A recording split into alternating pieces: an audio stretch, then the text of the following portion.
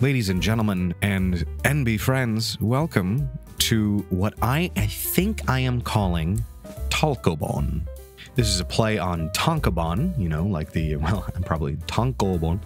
I'm saying it very, very wrong because I'm American.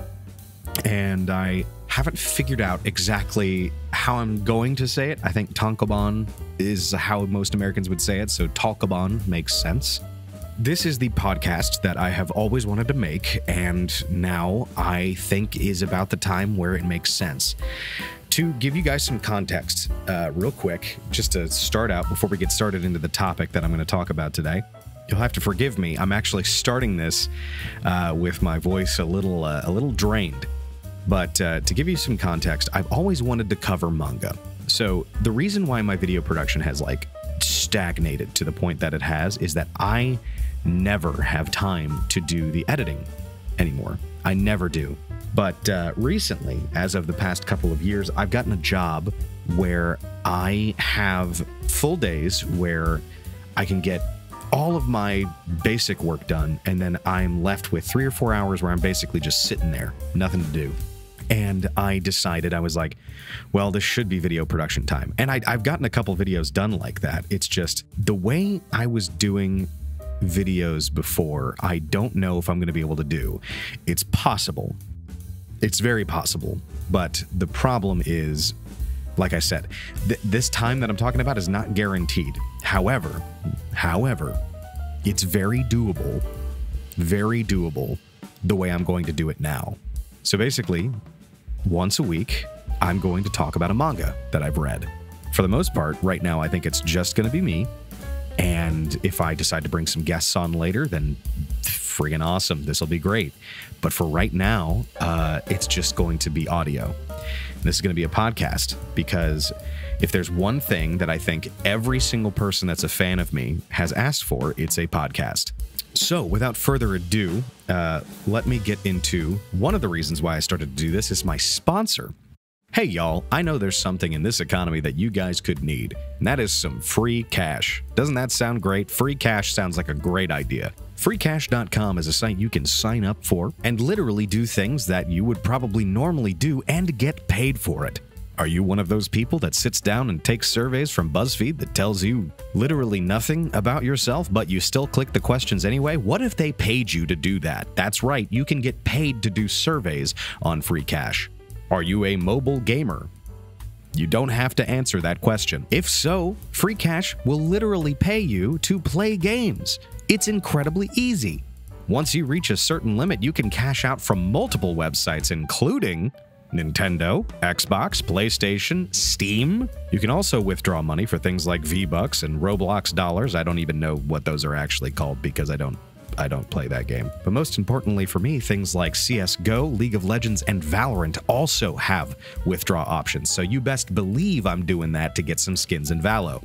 And if you'd like to get started today, you can go to freecash.com/r/BaronJ. That's right, freecash.com/r/BaronJ and get started earning money for the things you already do today.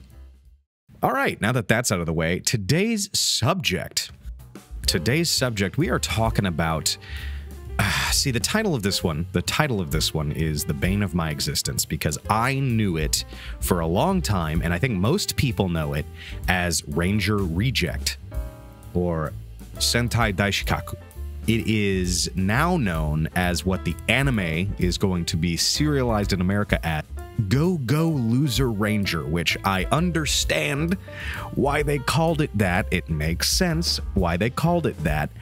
I don't like it. It doesn't sound right. It sounds cringe. Let's be real. It sounds very cringe, but we all know why they called it that. It's because, you know, Go Go Power Rangers. They're calling it Go Go Loser Ranger. The anime actually premieres in 2024. I am very excited to see what they do with it after reading. I am about, good Lord, I think I'm about 50 chapters in at this point, and it is fascinating. First and foremost, let me give you the plot. Interestingly enough, this manga is set 13 years after the invading force of they are just called invaders as far as I understand. They were defeated by the Power Ranger equivalent, Super Sentai equivalent, known as the Dragon Keepers.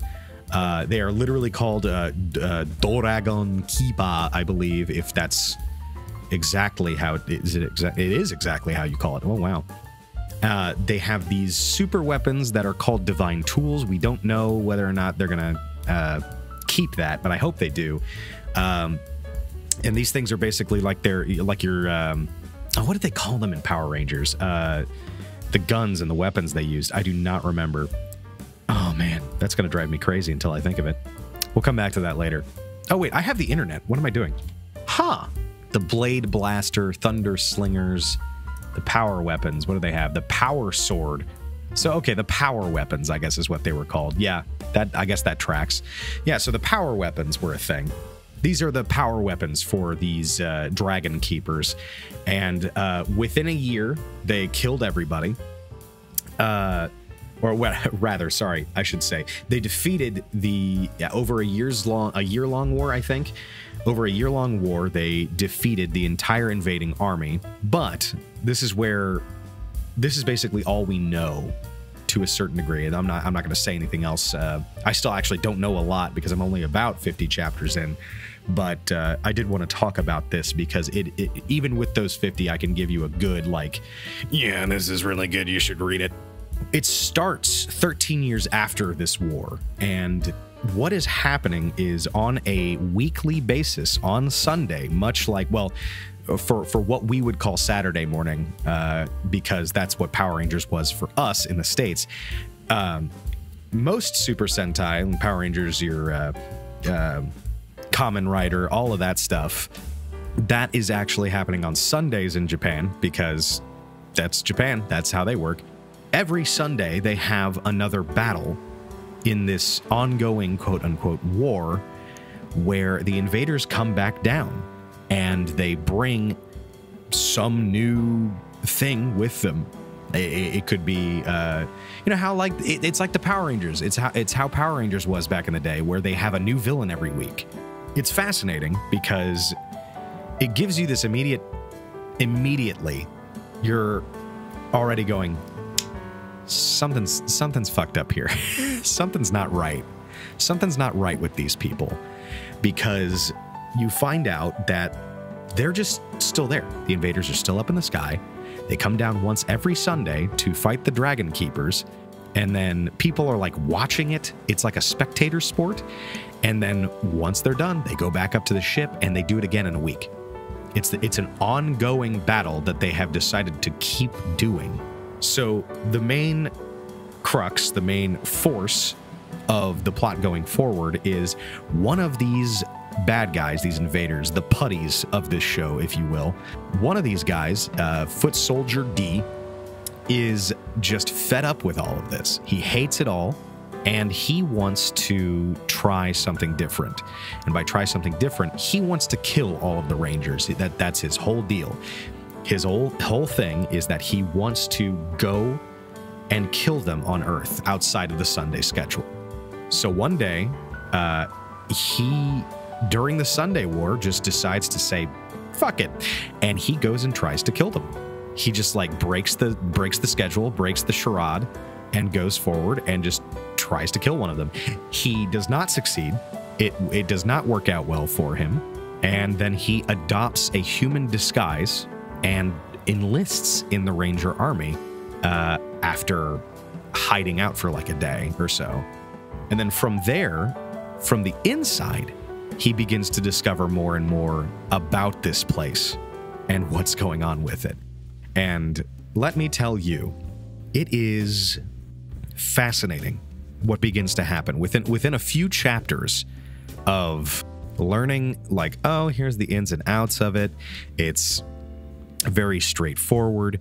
This is something special. There is there is an immediate sense of nothing is what it seems. These people are ruthless in some cases. Some of these Rangers are absolutely just out of their minds unstable in some cases. And in some others, it's bizarre the way the power that they have is used.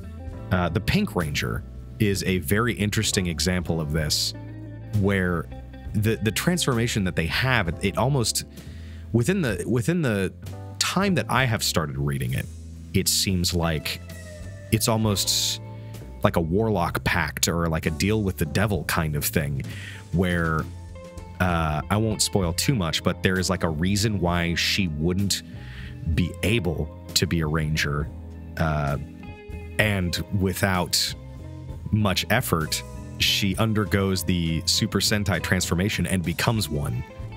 And you're left scratching your head going like, what is the deal with this?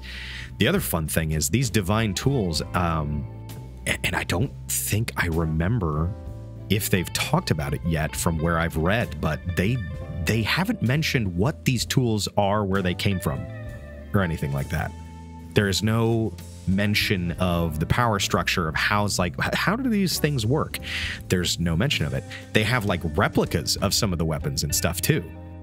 And the sort of like the lieutenants and the captains of the squads of like Ranger hopefuls use some of those weapons, and they do not explain how they work. It's fascinating. So there's like this whole power structure that Foot Soldier D is like trying to learn as he's infiltrating. And very quickly you learn from within there's a lot of problems going on in this Dragon Keeper army. It is a much more like political intrigue series than what it seems like at the start. There is a really, and I mean really, really powerful drive from this character to figure out what's going on. And that's another thing I wanted to talk about with the character. Oh, I just hit my table, excuse me. There's another thing I wanted to talk about. The character of Foot Soldier D is a fascinating one because he is one-dimensional. He's fairly one-dimensional.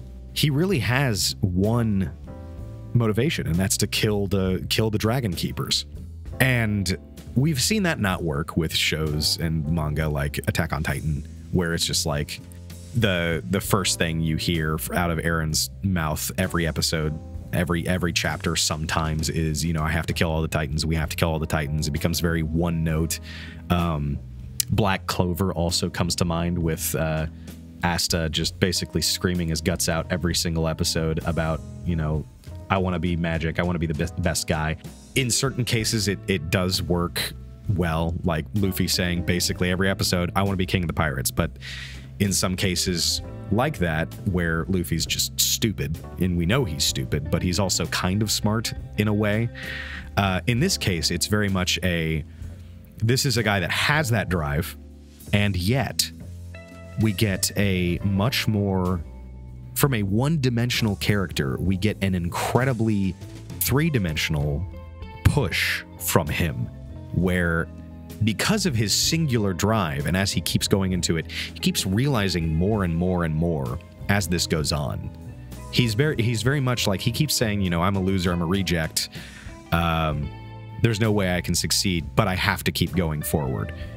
And it becomes, you see a one-dimensional character go into a three-dimensional, very deep, like, mindset. And I think that's what's most fascinating about Foot Soldier D, at least as a character. And that's what I've been drawn to so far. Now, one of the first arcs is, it does fall into the, yes, now we are in, I won't say it's, you know, Power Ranger school, but it is very much like it's a tournament arc. Cue the Giga voice line. There you go. It is very much a tournament arc, but it very quickly turns into something else, and that is by virtue of outside forces intervening because of other things that are happening at the moment. And that arc is, it was where I found some elements to be kind of weak, and then at the same time, I found a lot of the plot in there to be fascinating because I'm expecting one thing and I'm getting another. It's the classic bait and switch where you're expecting a, you know, battle by battle tournament arc, and the tactics and the other elements that are happening in the background end up becoming more of a driving force for, oh, what is going on here? This is actually a lot more in depth than what I was thinking. Subversion. Subversion is a word I would use a lot to describe this manga. To go forward from there, let's talk about a little bit of the art, and I've got some of this pulled up for me just so I can see it. There is a lot of stuff about there's a lot of stuff about Loser Ranger that I like a lot. The framing of a lot of the individual panels is very unique. It does not follow a very, wow, what's the word I'm looking for? Uniform style. A lot of vertical slice panels that you see, that are seen in Loser Ranger, are very, very well done. I also, there's a nice little tidbit that I really, really like. You see in a lot of the text, there is like this X that's drawn through a lot of the like title cards and stuff like that, which, whether or not that's a symbol of something else, or if it's just done to give the text a sort of metallic sheen effect, it's highly, highly effective. It works really, really well. I like it a lot. I would say in general, a lot of the shading and a lot of the like cross hatching and stuff like that that you see in the panels of this manga is just really, really good. There's also a lot of very, very well done sort of picture direction. I might have to consult a friend of mine on how to actually talk about this, but there are bits and pieces of, I guess it goes hand in hand with the framing of the panels. There's a lot of very, very unique framing, and I would say it is less like an artist put together the panels, and it's more like a director directed the panels and the way they look. It is a very, and that's not to say that they're not an artist, because they're an insane artist. Negi Hiruba is an immense talent from what you can see. The entire team does a lot of work on making this stuff seem very dynamic with very, very efficient. Like I said, it's like a combination of shading, framing, all of it just really makes this incredibly cohesive, singular style that within the first few chapters you'll be able to see. It looks very, very unique. Now, I wouldn't be who I am if I didn't talk about the fact that there is an anime adaptation that is being released. And from what I have seen so far, I will say the anime adaptation that is to be coming, I don't know actually who is doing this. Oh, it's Trigger. Oh, shit, it's Studio Trigger. I did not know that. Oh, man, this is going to save anime. I did not realize Trigger was doing the animation for this one. I will say, I feel like with the subject matter at hand, I feel like Trigger has the chance to knock this entire show out of the park. I will say this may be something incredible in the making. Also, it's the people that did Tiger and Bunny, so there's a sort of a nostalgia factor there as well. But I mean, the individual shots that I have seen animated are like, the first time I saw the trailer, I just went, oh my god, you've got to be kidding me. That's absolutely absurd. I have to say, there are some individual shots like I think the first shot in the trailer where you see his face being formed, I was like, that is interesting.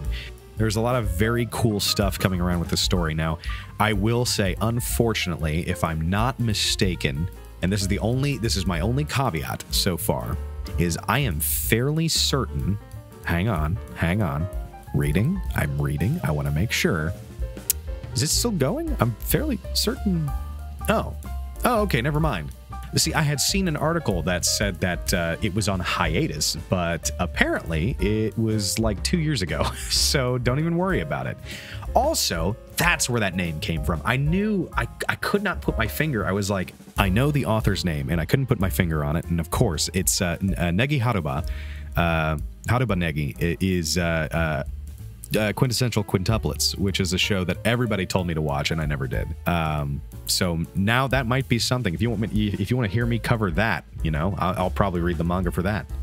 So to put it all into words, I think Loser Ranger, which is what I'm going to call it from now on. I don't think I'm going to put the Go-Go in there. Loser Ranger is just easier to say. Go-Go Loser Ranger is just too much, I feel like. Again, that title, I think is one of my main complaints. Is like, God, why do they have to call it that? But listen, whether you're going to watch the anime or if you're like me and you read the manga already, I'm going to tell you straight up, I think this is a force to be reckoned with in the future. And it's one of the most gripping things I've read recently. A very, very addictive, gripping story that I think people are going to resonate with a little bit.